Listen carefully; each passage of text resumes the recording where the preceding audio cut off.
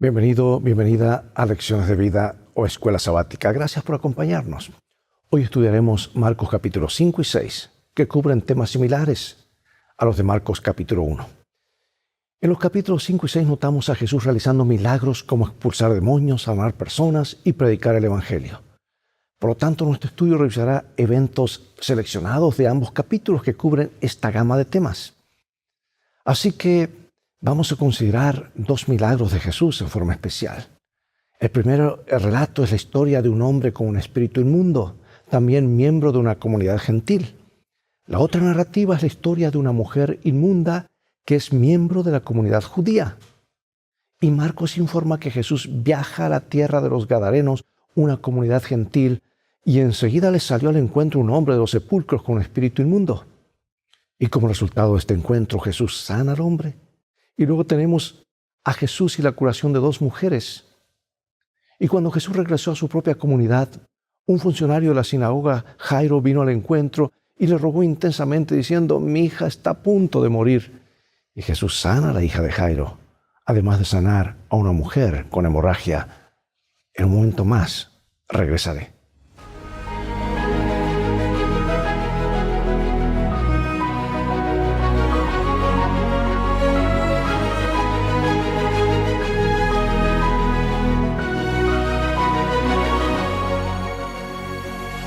Comencemos con Marcos capítulo 5, versículos 19, y nos dice así: Mas Jesús no se lo permitió, sino que le dijo: vete a tu casa, a los tuyos, y cuéntales cuán grandes cosas el Señor ha hecho contigo, y cómo ha tenido misericordia de ti.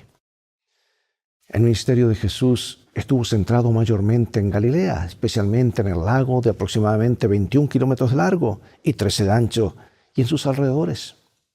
El lago de Galilea es el cuerpo de agua más grande de la zona y el centro de la vida de quienes habitaban cerca. Y Marcos 4 termina con Jesús y sus discípulos cruzando el lago de Galilea. Y se levanta entonces una tremenda tormenta que Jesús calma hablando al viento y a las olas. Y Marcos 6 termina con una escena similar, pero esta vez con Jesús caminando sobre el agua hacia sus discípulos. Ellos estaban en el bote. Y entre ambas escenas en el agua hay numerosos milagros que Jesús hizo en tierra y la primera actividad misionera de sus discípulos. Y estas historias son el tema del estudio de esta semana, así que vamos a concentrarnos en historias prácticas, relevantes, que tienen su aplicación para nosotros. Y la característica general de estas historias dramáticas consiste en permitir que el lector vea quién es Jesús. Él es aquel que puede calmar una tormenta, restaurar a un endemoniado, sanar a una mujer que simplemente toca su manto, resucitar a una niña, predicar en su propio pueblo, enviar a sus discípulos a una misión evangelizadora, alimentar a 5,000 personas con unos pocos panes y peces y caminar sobre el agua. Increíbles demostraciones de poder que acercan a sus discípulos a la comprensión de que Él es verdaderamente el Hijo de Dios. Veamos qué ocurre en esta historia y qué podemos aprender en ella acerca de quién es Jesús. San Marcos capítulo 4, versículos 35 al 41. Aquel día, cuando llegó la noche, les dijo: pasemos al otro lado. Y despidiendo a la multitud, le tomaron como estaba en la barca, y había también con él otras barcas. Pero se levantó una gran tempestad de viento y echaba las olas en la barca, de tal manera que ya se anegaba. Y él estaba en la popa durmiendo sobre un cabezal, y le despertaron y le dijeron: Maestro, ¿no tienes cuidado que perecemos? Y levantándose reprendió al viento y dijo al mar: Calla, enmudece. Y cesó el viento y se hizo grande bonanza. Y les dijo: ¿por qué estás así amedrentados? ¿Cómo no tenéis fe? Entonces temieron con gran temor y se decían el uno al otro: ¿quién es este que aun el viento y el mar le obedecen? Al comienzo de Marcos 4, Jesús se sube a un bote para enseñar a la multitud que estaba en la playa. Luego parece haber descendido del bote y ahora conversa con sus discípulos en privado. Y tras un largo día de instrucción, los discípulos toman consigo a Jesús en el bote como estaba, es decir, muy cansado. Y él se durmió inmediatamente sobre una superficie mullida que estaba tal vez en la popa del barco. Pero resulta que una gran tormenta se desata en el lago y el bote corre peligro de naufragar cuando los discípulos despiertan a Jesús. quien drásticamente ordena al viento y a las olas que cesen. Una gran calma se apodera del lago, pero también de sus almas. Es comprensible que los discípulos teman profundamente ante semejante manifestación del poder divino. El miedo de los discípulos es el componente correspondiente al temor humano. Les pregunta, ¿por qué están así atemorizados? ¿Sabes qué? Esa pregunta quiere decir, no temas. La pregunta de los discípulos, ¿quién es este? Es la respuesta humana, lo que nos preguntamos nosotros. Lo que está faltando aquí son las palabras de revelación. Este detalle faltante juega un papel dentro del tema o motivo teológico de revelación secreto que corre durante todo el libro, donde la verdad acerca de Jesús finalmente emergerá. ¿Quién es Él? ¿Quién es este? La pregunta de los discípulos, ¿quién es este que hasta el viento y el mar obedecen?, empuja al lector a responder, es el Hijo de Dios, el Señor mismo. Piensa en el poder de Dios. ¿Cómo puedes aprender a apoyarte en este poder y a confiar en Él para todo en tu vida? Aquí otra historia impactante, la del endemoniado. Si la noche anterior sobre el lago fue inolvidable, el arribo al día siguiente a donde estaban los gadarenos no fue menos impresionante. La historia del hombre endemoniado es presentada con detalles desgarradores, rompiendo con toda restricción. Él vivía en los sepulcros y se hería a sí mismo con piedras. Dice que nadie lo podía dominar. Entonces se encontró con Jesús. El hombre se precipitó hacia Jesús. Ni una palabra se dice acerca de los discípulos, quienes probablemente habían huido despavoridos. Y cuando el hombre llega cerca de Jesús, se postró ante él. Parece que el hombre reconoció que Jesús era alguien que podía ayudarlo. Pero cuando abrió su boca, los demonios que estaban dentro de él le gritaron a Jesús, quien fue sin embargo capaz de escuchar por sobre los gritos de ellos la súplica de ayuda del hombre que este hombre susurraba. Y cuando ellos rogaron a Jesús que le permitiera ir a un hato de cerdos, Él les permitió entrar en estos cerdos. Todos esos animales, cerca de 2,000, se precipitaron al mar por un despeñadero y se ahogaron. ¿Sabes tú que aquello fue un desastre financiero para sus dueños? Ahora, lo asombroso es que los demonios sabían exactamente quién era Jesús y también conocían su impotencia frente a Él, razón por la cual le rogaron 2 veces que hiciera lo que pedían. Obviamente sabían de su poder sobre ellos. Esta historia tiene 2 características fundamentales. Para comenzar y empezar, contiene numerosos elementos relacionados con la impureza o la contaminación ceremonial de acuerdo con la ley del Antiguo Testamento. Porque las tumbas y los muertos eran impuros. Los cerdos eran animales inmundos. Pero en segundo lugar, esta letanía de impureza es la batalla de ideas, de idas y venidas entre fuerzas del bien y del mal. Más que batallas de ideas, batallas reales. Y Jesús expulsa a los demonios. 2 puntos para Jesús. Los demonios matan a los cerdos. 2 puntos para Satanás. La gente del pueblo pide a Jesús que se vaya. 2 puntos para Satanás. Pero Jesús envía de regreso al hombre sanado como su testigo. 3 puntos para Jesús.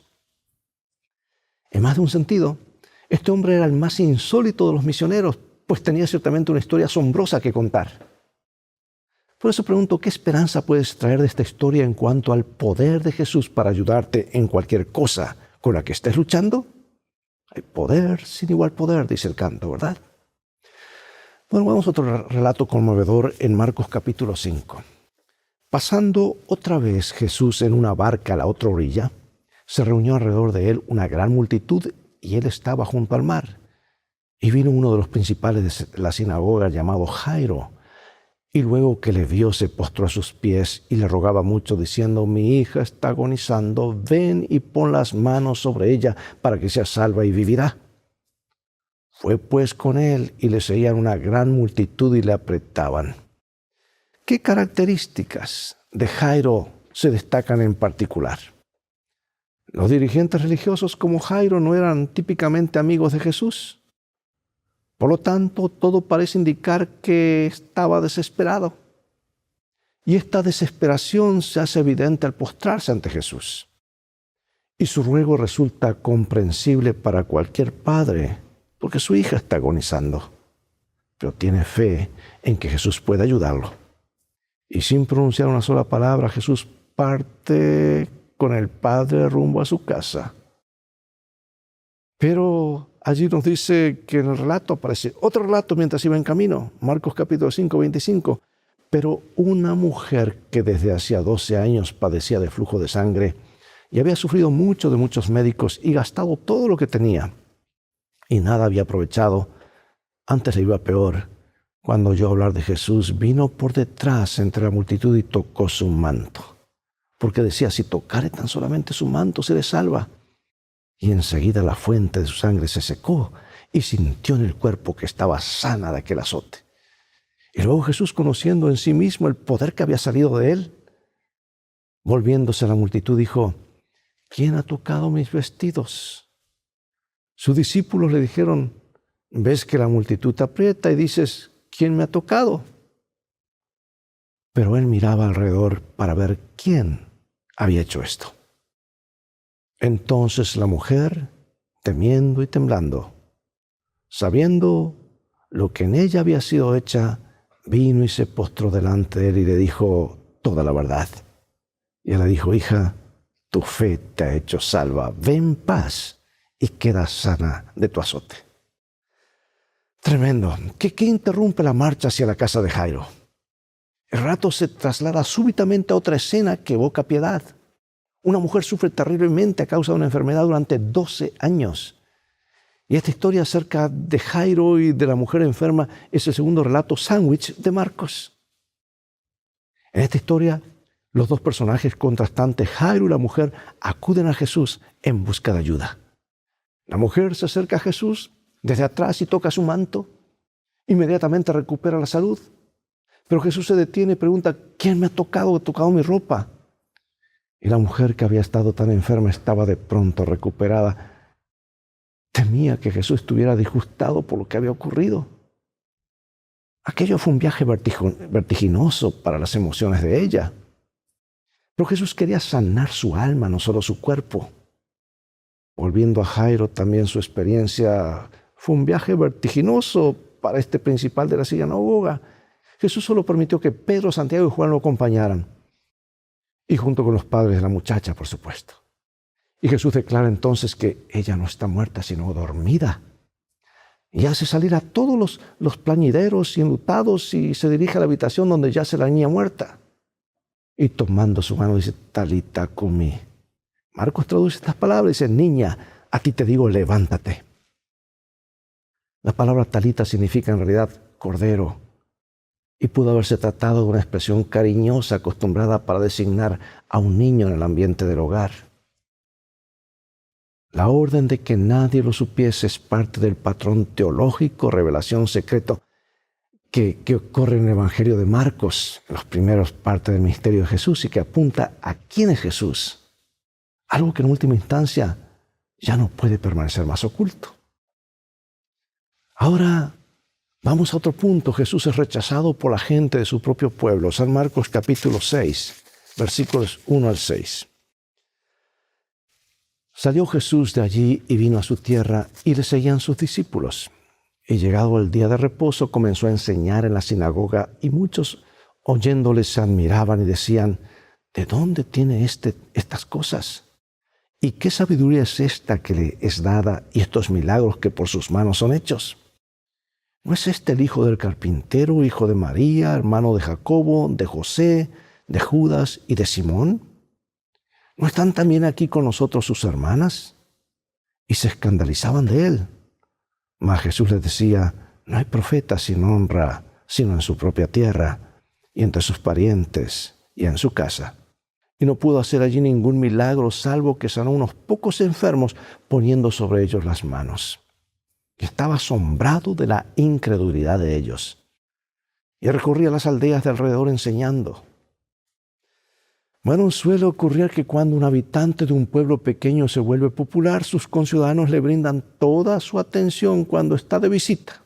Pero no así en Nazaret. Estaban ofendidos y sorprendidos por el éxito de Jesús como maestro y sanador. Su paso de ser un obrero manual a un maestro le resultaba difícil de aceptar. Y otra razón para la animosidad de ellos pudo haber sido el hecho de que realizó la mayoría de sus milagros en Capernaum. Además, él ya había tenido un desacuerdo con su familia. Y ahora una tercera historia, sándwich, que está intercalada. La misión de los 12 apóstoles es consistente en llevar el mensaje de Jesús a todas partes, que se encuentra en abierto contraste con la encarcelación y el silenciamiento de Juan el Bautista.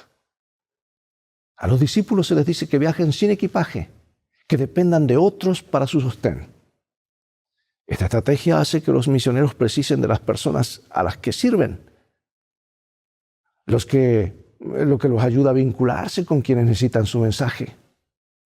Pero Juan el Bautista no tenía un vínculo tal con Herodes y la familia de éste.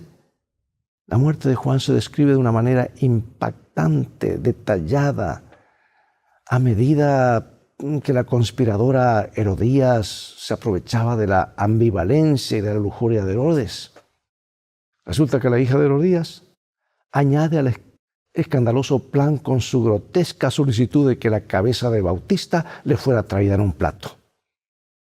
El acallamiento de la voz estentórea de Bautista ocurre mientras los 12 apóstoles proclaman su mensaje de arrepentimiento, así como lo había hecho antes Juan. Yo pregunto, hermano y hermana, ¿has sido alguna vez rechazado como lo fue Jesús? ¿O tuviste que pasar por alguna crisis difícil de entender?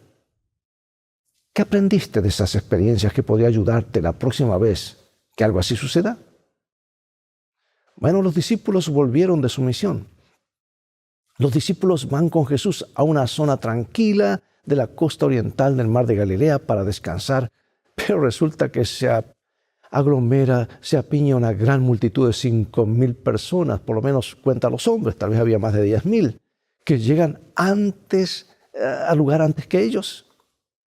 Y Jesús ve que son como ovejas sin pastor. Los instruye durante todo el día. Y al atardecer los discípulos recomiendan despedir a la multitud para que vaya a buscar comida, pero Jesús les dice que alimenten al gentío. Y el diálogo subsiguiente ilustra el hecho de que los discípulos están pensando en términos humanos acerca de cómo resolver el problema. Pero Jesús lo soluciona alimentando milagrosamente a la gran multitud con apenas 5 panes y 2 peces. Las características de esta historia encajan con el concepto popular del Mesías en la época de Jesús, porque la expectativa era que el Mesías liberaría a Israel de sus enemigos y traería justicia y paz. Y aquí estaban ante un hombre que producía esa clase de milagros, podía alimentar ejércitos. La presencia de un gran número de hombres en un ambiente desértico podía tener ciertos visos de revuelta militar. Tal vez todo estaba preparando para la gran liberación de los romanos. Y esta noción se ve reforzada por la referencia a que Jesús vio a esas personas como ovejas sin pastor. No obstante, Jesús no satisfizo sus falsas expectativas, sino que envió a sus discípulos aparte y despidió a la multitud. En lugar de liderar una rebelión contra Roma, ¿qué hizo Jesús? Se retiró a una montaña para orar, no precisamente lo que la multitud esperaba. Y en lugar de la opinión popular acerca del Mesías como un rey que liberara a Israel, Él viene a liberar a las personas de la esclavitud del pecado. Él es, en verdad, el Señor de la naturaleza. Pero no vino a gobernar, sino a dar su vida en rescate por muchos.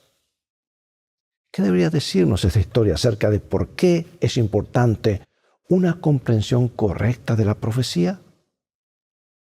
Si una comprensión errónea de la primera venida de Cristo condujo a varios al desastre, ¿cuánto peor podría ser el caso de muchos hoy si tuvieran una comprensión equivocada de la segunda venida?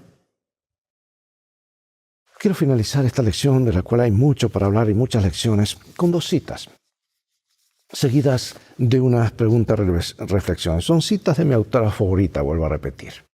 Dice: en todos los que están sometidos al adiestramiento de Dios debe revelarse una vida que no está en armonía con el mundo, sus costumbres o prácticas, Y cada uno necesita tener una experiencia personal en la obtención de un conocimiento de la voluntad de Dios.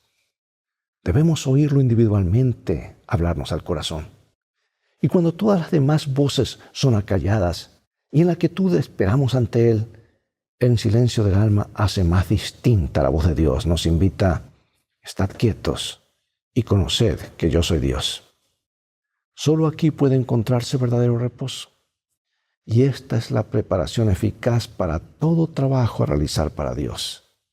En medio de la muchedumbre apresurada y la tensión de las intensas actividades de la vida, el alma que es así refrigerada quedará rodeada de una atmósfera de luz y de paz.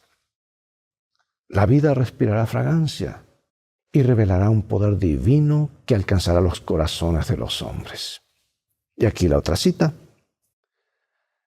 Con corazón desconforme preguntaban por qué, si Jesús podía hacer obras tan admirables como las que habían presenciado, no podía dar a todos los suyos salud, fuerza y riqueza, librarlos de sus opresores y exaltarlos al poder y la honra. El hecho de que aseverara ser el enviado de Dios y sin embargo se negara a ser el rey de Israel era un misterio que no podían sondear. Su negativa fue mal interpretada. Y muchos concluyeron que no se atrevía a presentar sus derechos porque él mismo dudaba del carácter divino de su misión. Y así abrieron su corazón a la incredulidad. Y la semilla que Satanás había sembrado llevó fruto según su especie: incomprensión y deserción. Amigo, amiga, si alguien te preguntara ¿de qué te liberó Jesús?, ¿cuál sería tu respuesta? Dios permite que algunas personas con buena intención, tan buenas como lo fue Juan el Bautista, sean encarceladas y ejecutadas. ¿Qué consuelo o esperanza podemos encontrar a pesar de estas cosas difíciles? ¿Qué lecciones hay en la alimentación de los 5,000 para una iglesia o congregación que cuenta con pocos recursos? Bueno, preguntas para meditar, preguntas para ir por respuesta a este gran libro. Oremos. Nuestro Padre Celestial, gracias por los milagros registrados en tu palabra. No están allí para satisfacer nuestra curiosidad, sino para aumentar nuestra fe. Así que pedimos: aumenta nuestra fe. Queremos conocerte mejor, amarte más, creer en ti, servirte. Oh Señor, obra con tu Espíritu en nuestro corazón un cambio para que podamos hacer tu voluntad cada día. Sabemos que lo harás porque lo pedimos en el nombre de Jesús. Amén. Bien, amigos, todo el tiempo que tenemos por hoy. Llegó el momento de despedirnos. Será hasta el próximo programa de la serie Lecciones de Vida o Escuela Sabática. Invita pues a otros a sintonizar este canal y transfórmate tú mismo en un canal de bendiciones. Mientras tanto, Dios te bendiga y te guarde, y recuerda, tú vales mucho para Jesús. Él te ama más de lo que puedes imaginar. Es el mensaje de este bendito libro. Y en este viaje de la vida, este es nuestro GPS, nuestro mapa, y Jesús es nuestro guía. Maranatá, Dios te bendiga.